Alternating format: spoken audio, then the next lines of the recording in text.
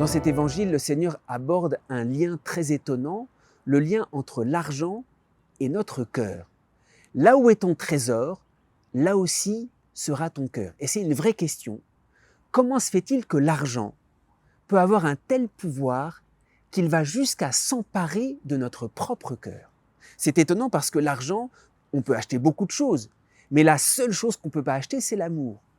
Et pourtant, le Seigneur le dit, là où est ton trésor, là aussi sera ton cœur. Et on constate, l'argent peut aller jusqu'à tout prendre, jusqu'à prendre notre cœur.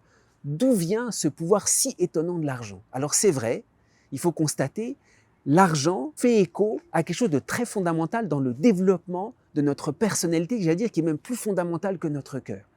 Par l'argent, nous sommes quelqu'un.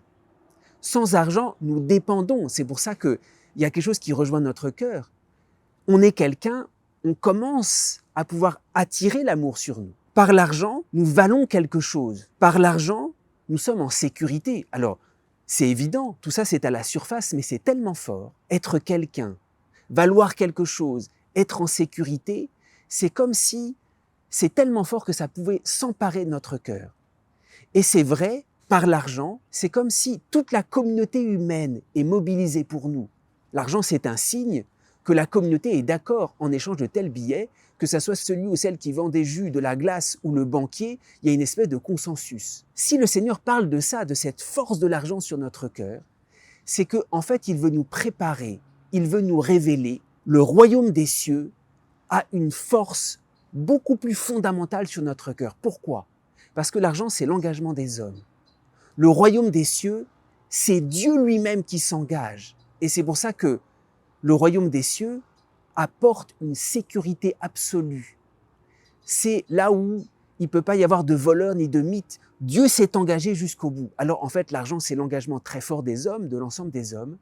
Le royaume des cieux, c'est l'engagement de Dieu. Et le Seigneur compare les deux pour nous montrer la force, la puissance du royaume des cieux, qui alors véritablement, puisque l'argent c'est une apparence, qui est véritablement capable de s'emparer, de nous faire quelqu'un, de nous donner notre vraie valeur et surtout de nous mettre dans une sécurité absolue. Alors cette comparaison, ce parallèle, ce dépassement de l'argent, c'est pour nous faire saisir la force du royaume des cieux qui est fondée sur l'engagement de Dieu lui-même. Dieu ne retire jamais son engagement. Les hommes, il peut y avoir une crise, tous les hommes se désistent, alors l'argent ne vaut plus rien.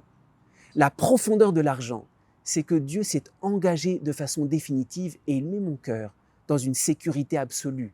Là où le voleur ne peut pas approcher, là où la mythe ne peut pas ronger. Alors, il faut s'appuyer sur cette révélation du Christ pour réaliser, pour ouvrir les yeux sur cette sécurité dans laquelle Dieu nous met en raison de son engagement pour nous.